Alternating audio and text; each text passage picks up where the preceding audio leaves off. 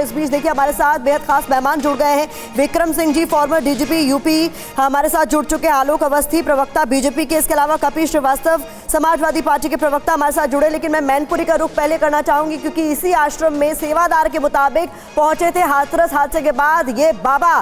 तो पुनीत, सबसे बड़ा सवाल यह है कि कोई कोशिश पुलिस की तरफ से की गई क्या ये पता लगाने की कि वो आश्रम के अंदर मौजूद है या नहीं? उनसे कोई सवाल जवाब की कोशिश की गई क्या?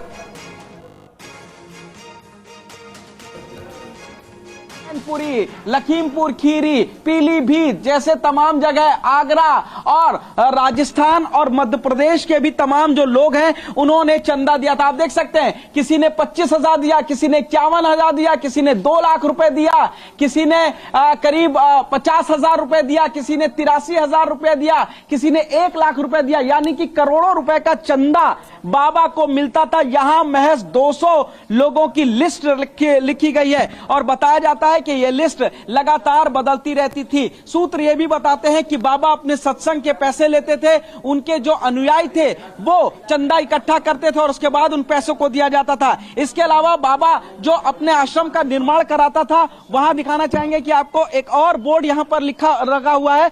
चंदा मिलने के बावजूद बाबा यहां पर जो कंस्ट्रक्शन कराता था, रोड बनवाता था, उन सबके लिए भी बाकायदा एक कमेटी बनाई गई थी और उस कमेटी में भी लोगों से चंदा लिया जाता था। उन लोगों के नाम भी यहां पर लिखे गए हैं। बहुत सारे लोग मैनपुरी के हैं जबकि बहुत सारे लोग मैनपुरी से दूर भी हैं। बताया जाता था कि बाबा के पास कई 100 करोड़ रुपए की संपत्ति जमा थी। उसके एक एक आश्रम की कीमत करोड़ों रुपए में थी। इसके अलावा लग्जरी जीवन बिताते थे बाबा। बाबा कोई धोती कुर्ता या भगवा नहीं पहनते थे, बल्कि स्मार्ट तरीके से वो कपड़े पहनते थे, पैंट शर्ट पहनते थे, टाई भी लगाते थे और एक अपने आसपास बाकायदा बहुत ही भव्य तरीके से बहुत लग्जरियस लाइफ को वो जीने के शौकीन थे। उनकी बाकायदा एक ब्रिगेड भी थी जो उनकी सुरक्षा की जिम्मेदारी संभालती थी। इस सुरक्षा की जिम्मेदारी को संभालने वालों में महिला और पुलिसकर्मी की बाकायदा टीम होती थी जो कि एक विशेष तौर के कपड़े पहनती थी। बताया जाता है कि बाबा की ये जो नारायणी ब्रिगेड थी, इसका नाम नारायण ब्रिगेड दिया गया था, ये पिंक कलर के कपड़ों में रहती थी और इसके अलावा जो बाबा के सेवादार हैं वो भी उनकी सुरक्षा का जिम्मा संभालते थे।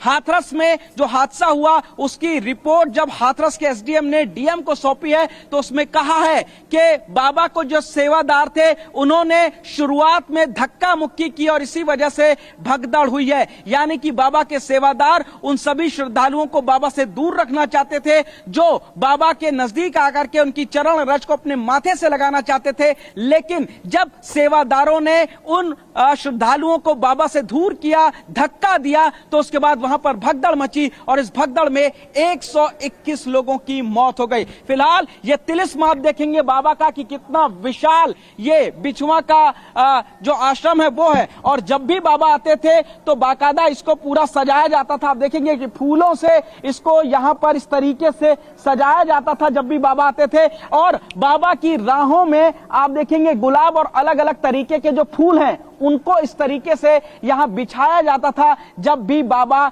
यहां पर आते थे। तो बाबा की रहस्यमयी तिलिस्मी दुनिया है जिसमें न जाने कितने उनके सेवादार के तौर पर आश्रम के अंदर रहते थे, महिला पुलिसकर्मी थे, जब इसके अलावा पुरुष भी थे जो उनके सेवादार थे और जो उनकी सुरक्षा की ब्रिगेड थी नारायण ब्रिगेड, उसमें भी महिला और पुरुष सेवादार तैनात किए गए थे। कोई भी शख्स उनके नजदीक ना आए, इस चीज का खास ख्याल रखा जाता था। अरबों रुपए की संपत्ति के मालिक थे बाबा नारायण साकार हरि। कैमरामैन वीरेंद्र मौर्य के साथ पुनीत शर्मा, टीवी9 भारतवर्ष।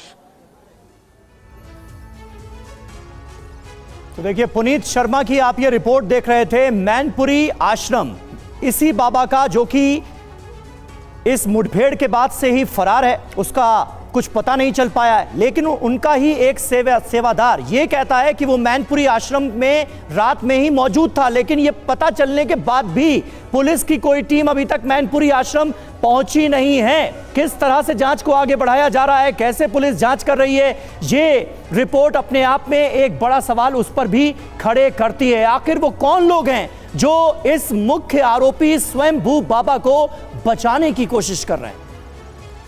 तो देखिए इस पूरे मामले को लेकर एक एक डिटेल आपके सामने हम रख रहे हैं, लेकिन इस बीच दो तस्वीरें भी आपको दिखा रहे हैं। सत्संग के वक्त का एक वीडियो आपके सामने हम टीवी स्क्रीन पर दिखा रहे हैं, किस तरीके से यहाँ पर भीड़ जुटी थी इस बाबा का सत्संग सुनने के लिए, उसका वीडियो। और इसके अलावा दिखाया जा रहा है किस तरीके से बड़ी तादाद में यहाँ लोग जुटे थे ताकि बाबा की एक झलक मिल सके।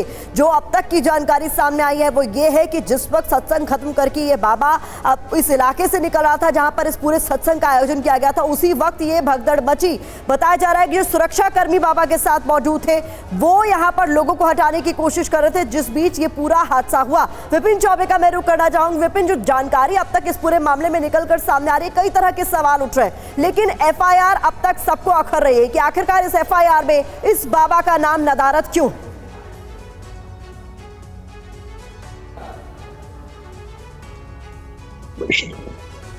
ध्यान में ले जाना चाहूंगा प्रतिमा, पहला ये कि सरकार की तरफ से अब तक कोई ठोस बयान उस बाबा के ऊपर, उस आयोजक के ऊपर नहीं आया है।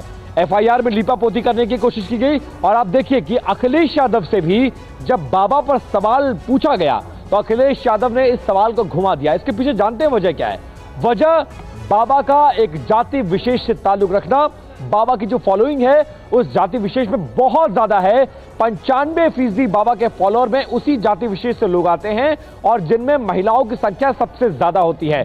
अलीगढ़, आगरा, मेरठ, हाथरस, एटा, कासगंज, ये तमाम ऐसे जिले हैं जहां की उस कम्युनिटी के लोग बाबा को भगवान मानते हैं और बाबा के खिलाफ कुछ भी नहीं सुन सकते। इस इलाके में किसी भी नेता को कुछ भी करना होता है, छोटे से बड़े चुनाव में, चुनाव प्रधानी का हो, जिला पंचायत का हो, विधायक का हो, चेयरमैन का हो, सांसद का हो, तो बाबा का आशीर्वाद जहां पर होता है उस बिरादरी का वोट वहां पर जाता है।